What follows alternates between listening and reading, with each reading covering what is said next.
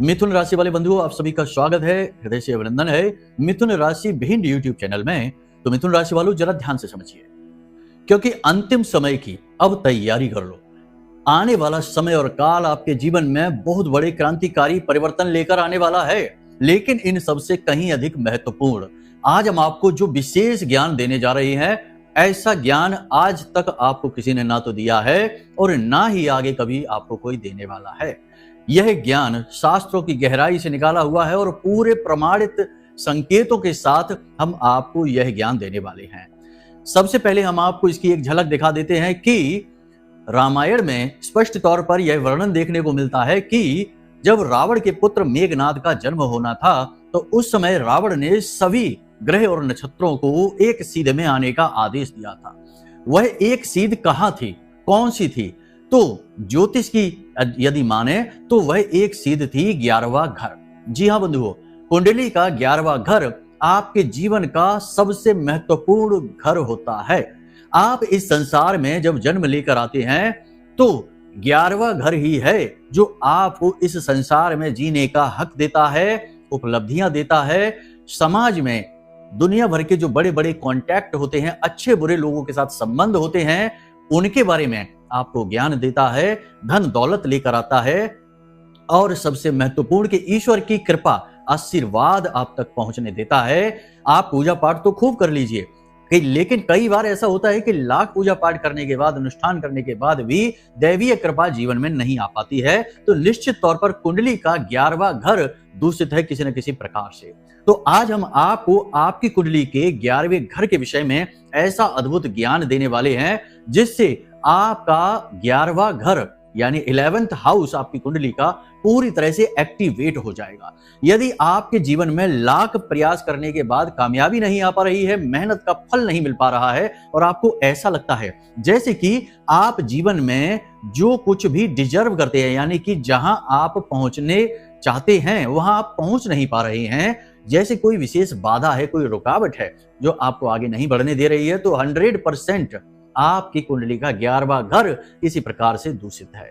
तो यह कब दूषित होता है और इसे कैसे अनुकूल बनाया जाता है, या फिर यह सोया हुआ भी रहता है? जी हाँ, तो आज हम आपको आपकी कुंडली देखना सिखाएंगे और आपकी कुंडली के अनुसार आप खुद ही ये समझ जाएंगे कि कहीं आपकी कुंडली का 11वां घर सोया हुआ तो नहीं है, कहीं किसी पापी ग्रह से दूषित तो नहीं है, या फिर किसी क्रूर ग्रह की दृष्टि, योग युति इसमें बनकर तो नहीं बैठी है जिससे आपको इसकी लाभ प्राप्त नहीं हो पा रही है।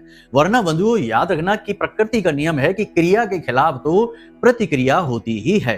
लेकिन कभी कभी ऐसा हो जाता है कि बीच में किसी प्रकार की बाधा, कोई रुकावट आ जाती है जो इस प्रतिक्रिया को आप तक नहीं पहुंचने देती है।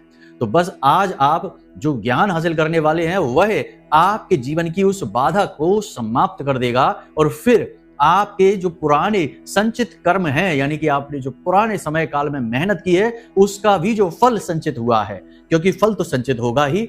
यदि आपने क्रिया की है तो प्रतिक्रिया आप तक नहीं पहुंची, लेकिन इसका मतलब यह नहीं कि प्रतिक्रिया हुई नहीं है, हुई अवश्य है, लेकिन आप तक नहीं पहुंच पाई है किसी बाधा की वजह से। तो जैसे ही बाधा हटेगी, तो जैसे बांध टूटता है तो नदी का पानी पूरी प्रवाह के साथ नदी में बहना शुरू कर देता है, ठीक वैसे ही आपके पुण्य कर्म, आपकी मेहनत, आपकी क्रिया बल, सब कुछ आपके जीवन में पूरी शक्ति के साथ आएगा और आपको अचानक बड़े बड़े लाभ मिलने शुरू हो जाएंगे। जी हाँ, कामयाबी के कीर्तिमान आप बना लेंगे। बस आपको आज इस कार्यक्रम को अंत तक देखना है। एक बात हम आपको यहाँ पर स्पष्ट तौर पर कह दें कि जो बातें अब हम आपको आगे बताने जा रहे हैं, उन बातों को भूल कर भी हल्के में मत ले लेना, क्योंकि कभी कभी आप ये भूल कर बैठते हैं, आपकी राशि के जातकों की ये एक कमी है कि कभी कभी जहां आपको सबसे अधिक ध्यान देना चाहिए वहां से आप अनदेखी कर देते हैं या उस जगह पर आपका ध्यान जाता ही नहीं है। इससे दुर्भाग्य निर्मित होता है। आज आपको यह भूल नहीं करनी है। हम आपको स्टेप बाय स्टेप सारी बातें बता रहे हैं, क्योंकि हम आपकी कमियां भी जानते हैं, आपकी शक्ति भी जानते हैं, कमजोरियां भी जानते हैं। इसीलिए आपको चेता रहे हैं, समझा रहे हैं कि भूल से भी इस कार्यक्रम को मिस मत कर देना, वरना यह आपके जीवन की सबसे बड़ी भूल होगी। बड़े बड़े एस्ट्रोलॉजर भी नहीं बताते इन बातों को, शायद वो समझते नहीं है या फिर बताना चाहते नहीं है। और यदि बताना भी चाहते हैं तो उसके लिए बहुत महंगा मूल्य तय कर रखा है, जहां तक आम आदमी की पहुंच ही नहीं हो पाती है। तो आम आदमी बेचारा पिस जाता है। जो ज्ञान उस तक साधारण तरीके से पहुंचना चाहिए था, वो ज्ञान उस तक पहुंचता ही नहीं है, और ज्ञान के अभाव में जीवन अंधकार में डूबा रहता है। जीवन भर संघर्ष चलता रहता है और पीढ़ियों तक यह संघर्ष पहुंच जाता है दोष बनकर, और फिर तरक्की तो छोड़ो, जीवन जीने के साधन भी जुटाने मुश्किल हो जाते हैं। तो आज आपको बस यही ईश्वर का वरदान, महामाई का आशीर्वाद, कृपा मिलने जा रही है। इसका स्वागत करिए, महामाई को धन्यवाद करिए, और उसके बाद इस कार्यक्रम को पूरा अंत तक अवश्य देखिए। तो चलिए बंधुओं, उम्मीद करते हैं कि सारी बात आप समझ चुके हैं। अब कार्यक्रम में अंत तक जरूर ठहरेंगे, तो ध्यान से सुनिए सारी बातों को। लेकिन इससे पहले महामाई को आभार जरूर व्यक्त करेंगे, तो प्रेम से जयकारा लगा दीजिए, कमेंट बॉक्स में लिख डालिए, जय मां भद्रकाली कृपा करो। महामाई ने निश्चित तौर पर आपके ऊपर कृपा कर ही दी है, क्योंकि आपने यदि हमारे कार्यक्रम पहले देखे हैं तो हम अपने हर कार्यक्रम में जयकारा तो लगवाते ही हैं, आपको महामाई के परिवार का हिस्सा बनाते ही हैं। तो शायद कृपा कर दी है माई ने, तभी आप तक यह कार्यक्रम पहुंचा है सटीक ज्ञान के साथ। तो चलिए बंधुओं, यदि भाव मन में गहरा है तो कमेंट बॉक्स में यह भी लिख दो कि मैं भी माई के परिवार का हिस्सा हूं। अपना दिल खोलकर माई के चरणों में रख दो, और माई यदि आपका हाथ पकड़ लेंगी, आपको अपनी गोद में उठा लेंगी, तो फिर संसार की कोई भी बुरी से बुरी शक्ति आपका बाल भी बांका नहीं कर सकती, और ना ही दुख तकलीफ आपको छू सकती है। तो चलिए बंधु, उम्मीद करते हैं कि आपने सारी बातें समझ ली हैं। अब अपने मूल विषय को ध्यान से समझिए। प्यारे मित्रों, हमारे अत्यंत प्रिय और परम पूज्य अमिताचार्य जी के पास माँ बगलामुखी और माँ भद्रकाली की साधनाओं का वर्षों का अनुभव है, और माता रानी की इनके ऊपर पूर्ण कृपा और सिद्धि है। आचार्य जी ने अपने सटीक कुंडली विश्लेषण और श्रेष्ठतम उपायों के माध्यम से हजारों लोगों के जीवन को खुशियों से भरा है। आचार्य जी का कुंडली विश्लेषण और उपाय करवाने का तरीका इतना अद्भुत है कि जीवन के हर एक दुख और कष्ट का कारण जड़ से ही समाप्त हो जाता है। फिर समस्या चाहे जैसी भी हो, कर्जा बहुत बढ़ गया हो, व्यापार चल नहीं रहा हो, बीमारियों में आप बर्बाद हो चुके हो, रिश्तों में प्रेम समाप्त हो चुका हो, या फिर नौकरी ही ना मिल रही हो, विवाह में देरी होती हो, कैसी भी समस्या हो, इन समस्याओं का कारण क्या है, कौन सी महादशा परेशान कर रही है, कौन सा दोष लगा हुआ है, सब कुछ आचार्य जी इतना सटीक बताते हैं कि वर्षों वर्ष के दुख कुछ ही दिनों में समाप्त हो जाते हैं। अगर आपके जीवन में भी कोई ऐसी संकट की घड़ी है तो यही सही समय है जब आप पूज्य आचार्य जी के हाथों से अपनी कुंडली का विश्लेषण करवाएं और वर्षों से चल रहे दुखों और संकटों के इस चक्र से बाहर निकल जाए। प्यारे मित्रों, अभी वीडियो में दिए गए नंबरों पर फोन करिए और अपनी कुंडली का श्रेष्ठतम आकलन करवा डालिए। जिंदगी बदलने का ये सबसे बड़ा मौका हाथ से मत जाने दीजिएगा। जय माई की, महामाई आपका कल्याण करे। बात यहां पर हम कर रहे हैं कुंडली के 11वें घर की। कुंडली का 11वां घर जिसे आय का घर कहा जाता है, इनकम का घर कहा जाता है। देखिए, इनकम कई प्रकार की हो सकती हैं। सामान्य तौर पर जब हम कहते हैं कि आय या इनकम, तो यहां पर हमारा मतलब सामान्य तौर पर देखा जाए, जनमानस के दृश्य से देखा जाए, उनके भाव से समझा जाए तो पैसे की बात होती है कि पैसा कमा लिया वही इनकम है। लेकिन ये पूरा सच नहीं है। इनकम कई प्रकार की होती हैं। इनकम होती है रिश्ते नातों की, इनकम होती है मान सम्मान की, इनकम होती है जीवन की क्वालिटी की, इनकम होती है देवी देवताओं की कृपा की। कैसे? आपने पूजा की, बहुत मेहनत से अनुष्ठान किया, मान लेते हैं मंत्रोच्चारण किया या कोई दैवी अनुष्ठान, पंडित जी की मदद सहायता से यज्ञ हवन आदि कर लिया, लेकिन उसका कोई फल प्राप्त नहीं हुआ, मतलब कि इनकम नहीं हुई। इसी प्रकार आपने किसी रिश्ते नाते में बहुत अपना दिल और जान लगा दिया उस रिश्ते को खुश करने के लिए, पति पत्नी की बात करें या किसी भी अन्य रिश्ते की, लेकिन सामने वाले व्यक्ति ने आपकी बिल्कुल भी इज्जत नहीं की, आपकी भावनाओं की कोई इज्जत नहीं की और आपके समय, आपके प्रेम का कोई भाव ही नहीं लगाया, तो फिर आपकी इनकम कहाँ हुई? नहीं हुई। यही बात है, हर जगह फिट होती है कि भाई हमने खूब मेहनत कर ली लेकिन हमें कोई रिजल्ट ही नहीं मिला, तो हमें इनकम कहाँ हुई? यानी कि ये एक ऐसा भाव है जो आपको बहुत कुछ दे देगा, ये देने के लिए ही बना है। यहाँ यदि आपने सक्रियता कर दी, यानी ये भाव यदि आपने पूरी तरह से एक्टिवेट कर दिया, जागृत कर दिया, तो हर काम, हर जगह आपको मिलना ही मिलना है। जी हाँ, अब समझ में आया आपको कि क्यों रावण ने सारे ग्रहों को 11वें भाव में एकत्रित हो जाने के लिए बोला था मेघनाथ के जन्म के समय पर।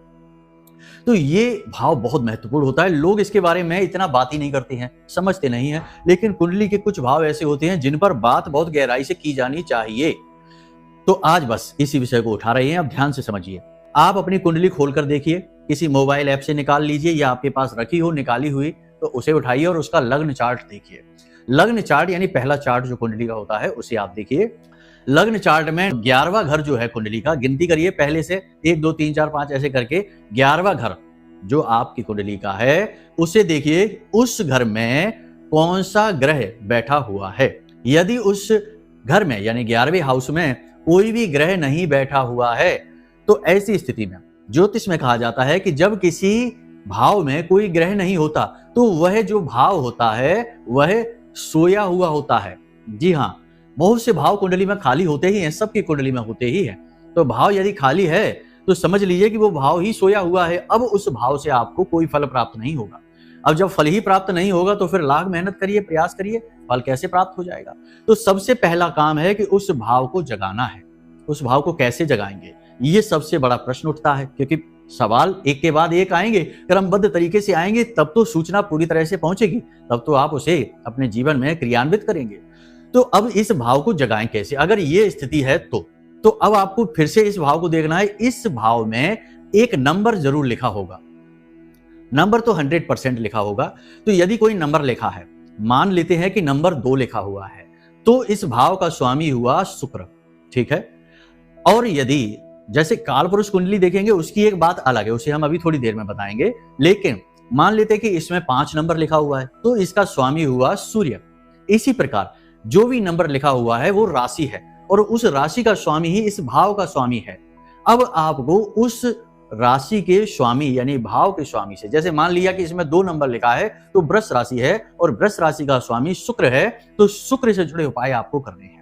100% शुक्र से जुड़ी हुई तकलीफें आपके जीवन में हैं, वैवाहिक जीवन में परेशानियां हैं, पैसे को लेकर आप परेशान रहते हैं, जेब खाली रहती है, कमाते लाखों रुपए होंगे लेकिन जेब में एक भी नहीं रुकेगा, बजट बिगड़ा ही रहेगा। तो ये उस ग्रह से जुड़ी परेशानियां जरूर आपके जीवन में होंगी ही होंगी। तो ये चीज आप देखिए अपने जीवन में उतार कर कि कौन सा ग्रह है और उससे जुड़ी परेशानियां हैं कि नहीं। अब नहीं समझ रहे ये बात, कोई बात नहीं है, उस ग्रह से जुड़ी हुई चीजें मंदिर में दान करना शुरू कर दीजिए। बस बहुत ही सरल है। क्या करेंगे आप दान, जैसे मान लिया कि शुक्र की खराबी है, यानी कि शुक्र है उस 11वें भाव में और भाव सोया हुआ, तो उसे जगाना है। तो सबसे पहला काम है कि उस भाव में जो राशि है, जो उसका मालिक है, पहले उससे बात की जाए, उसे प्रसन्न किया जाए, उसे सक्रिय किया जाए, वही चाबी है उस भाव की। तो आपको क्या करना है कि शुक्र से जुड़ी चीजें, तो प्रति शुक्रवार आप क्या करें, छोटी कन्याओं को चावल की खीर यानी दूध और चावल की जो खीर होती है साधारण सी, वो खीर खिलाना शुरू करिए और मंदिर में भी 1 कटोरी खीर दान करना शुरू करिए। प्रति शुक्रवार आप इस कार्य को करिए, 2 महीने 3 महीने लगेंगे, आपका यह भाव जागृत हो जाएगा। ठीक है, पहली चीज तो आपको ये करनी है। अब दूसरा काम क्या करना है, दूसरा काम कि ये जो भाव है, ये भाव जैसे कुंडली जो होती है, जो चार्ट होता है, वह दिशाओं पर भी आधारित होता है। जैसे कि पहला भाव जो है वह ठीक पूर्व दिशा है और जो 7वां भाव है कुंडली का उसके सामने वो ठीक पश्चिम दिशा है। इसी प्रकार यदि 11वां भाव कुंडली का देखा जाए तो हम आपको दिशा के बारे में बता रहे हैं, ध्यान से समझिए कि आपके घर में जो ठीक पूर्व दिशा है और ठीक पश्चिम दिशा है उसके बीच में एक कोना है जिसे आग्नेय कोण कहते हैं। उस कोने और दक्षिण दिशा के बीच में जो जगह बची है ना, वो आपका कुंडली का 11वां भाव है। जी हाँ, देखो बारीक बातें हैं लेकिन समझ जाएंगे तो बहुत जल्दी जीवन में तरक्की करेंगे, बहुत जल्दी तरक्की करेंगे। इसी को भाग्य का जागना कहते हैं, भाग्योदय कहते हैं। भाग्योदय हमारा कभी तो खुद ब खुद हो जाता है, पिछले जन्मों के पुण्य प्रताप के आधार पर, देवी देवताओं की कृपा के आधार पर।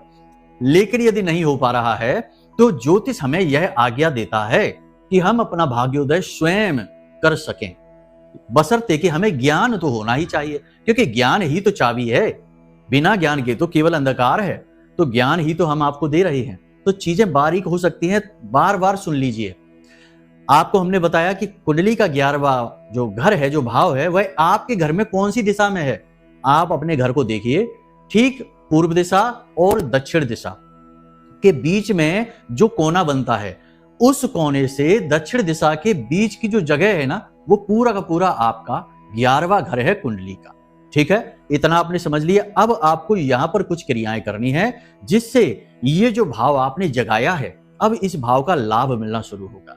तो अब देखिए, ये जो 11वां भाव है, जो आपका घर का जो कोना है, ठीक है, इस कोने का जो स्वामी है, जो मालिक है, वो शुक्र है।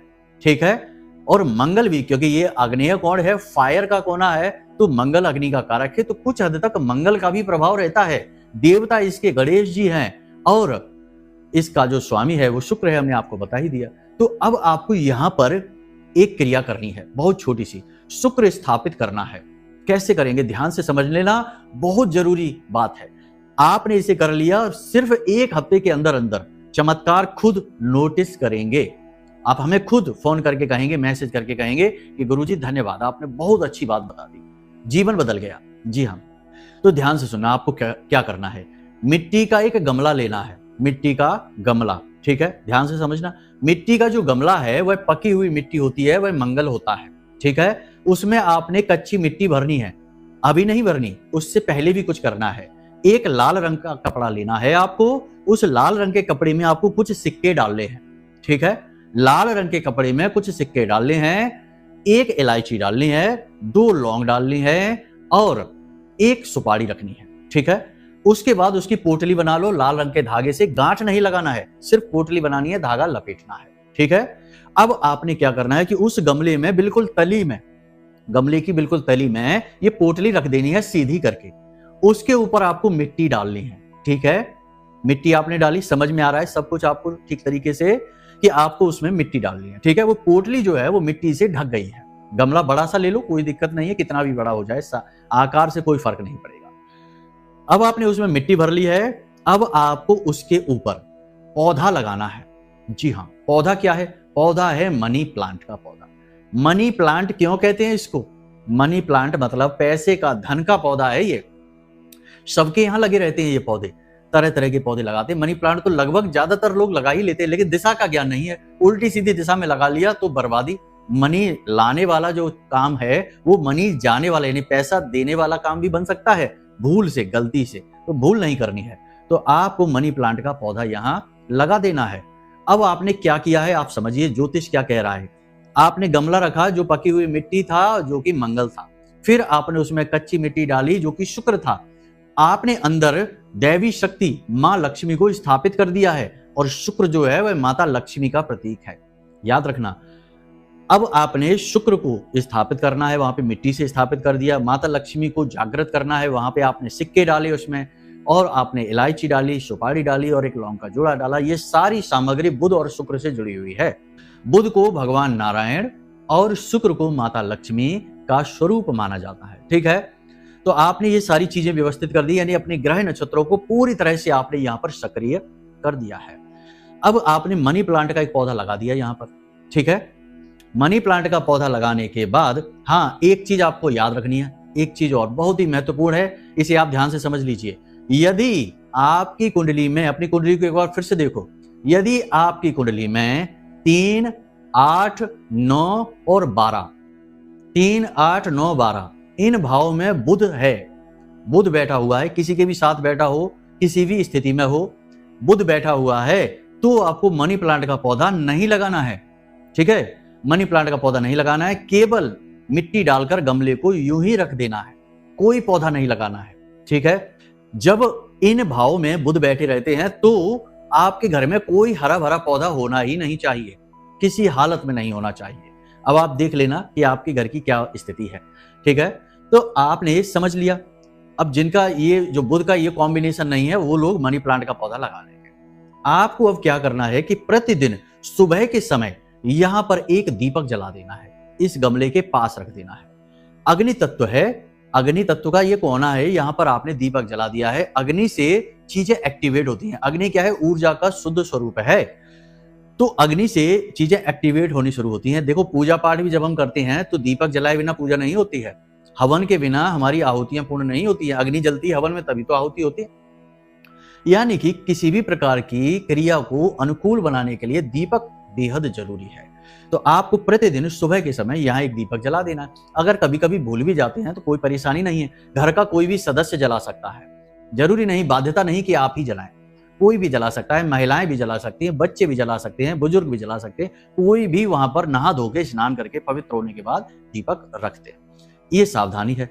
अब जब मनी प्लांट का पौधा बड़ा होगा तो ये ध्यान देना है कि उसकी जो बेल होगी, क्योंकि बेल होती है, वो जमीन पर नहीं आनी चाहिए, उसे आपको ऊपर ही ऊपर उठाना है।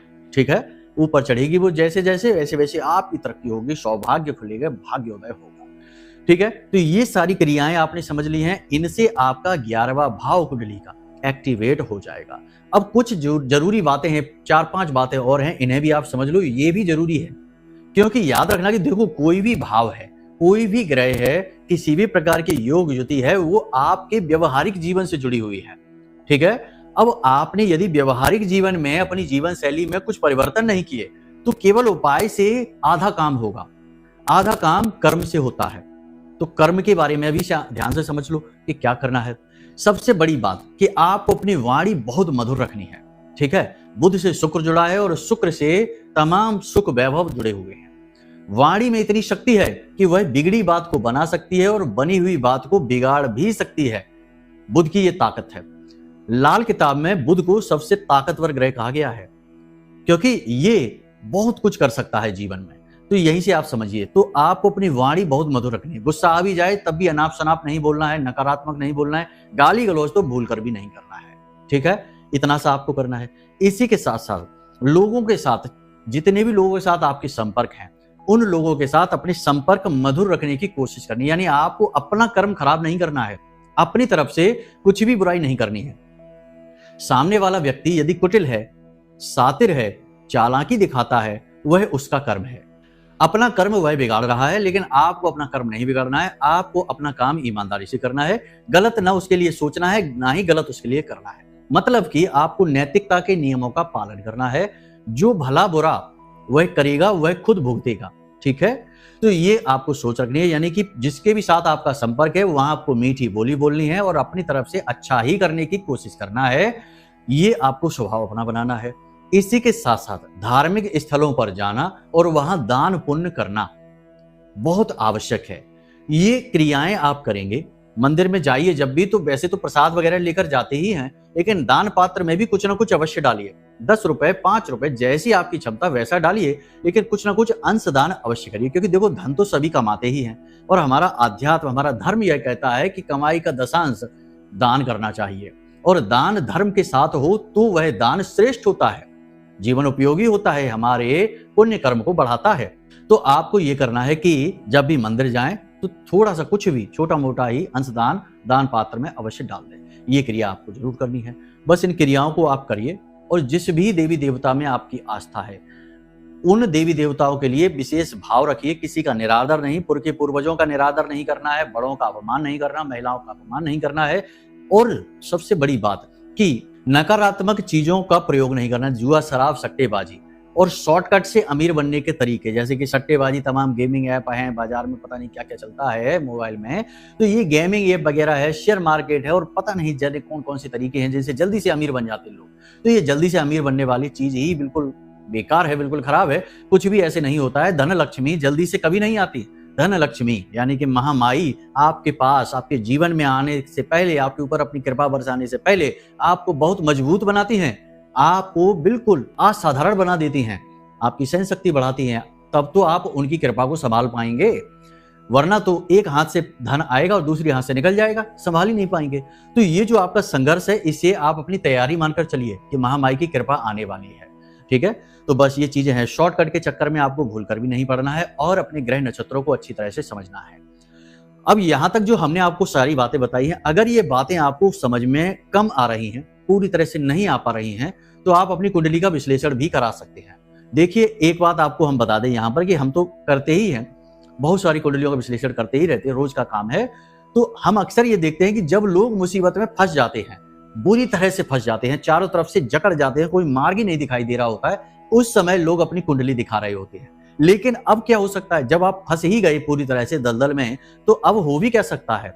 अब तो जो उपाय, जो क्रियाएं होंगी भी, तो उनका फल भी बहुत ही कम होगा, क्योंकि आप चारों तरफ से नकारात्मकता से घिर चुके हैं। बेहतर तरीका यह है कि कोई भी काम आप जीवन में कर रहे हैं, शादी विवाह है, कोई व्यापार की शुरुआत है, या यूं ही कहीं घूमने भी जा रहे हैं, विदेश यात्रा पर जा रहे हैं, कोई भी काम महत्वपूर्ण जीवन का कर रहे हैं, तो अपने ग्रह नक्षत्रों को जरूर जानिए, अपनी कुंडली को एक बार दिखवा जरूर लीजिए कि आपकी कुंडली में चल क्या रहा है। तो अब यदि आपको कुछ समझ में नहीं आया, कुछ विशेष जानना है, कुछ और बारीकी से आकलन कराना है, तो नंबर हमने वीडियो में दे रखे हैं। इन नंबरों पर आप फोन करिए और अपनी कुंडली का हमसे आकलन करवा लीजिए। हम आपको बता देंगे कि आपकी कुंडली में चल क्या रहा है, क्या दोष है, कौन सी महादशा है, क्या योग युतियां बन रही हैं, किससे लाभ और किससे हानि मिलने वाली है, और इनके सटीक उपाय भी आपको दे देंगे। बस हो गया कल्याण। यही तो कृपा है ईश्वर की कि समय रहते जाग जाइए, ईश्वर की कृपा मिल गई। और यदि समय निकल गया और जागे ही नहीं, तब तो कृपा कहाँ है, फिर तो ईश्वर की कृपा की उम्मीद ही ना करिए।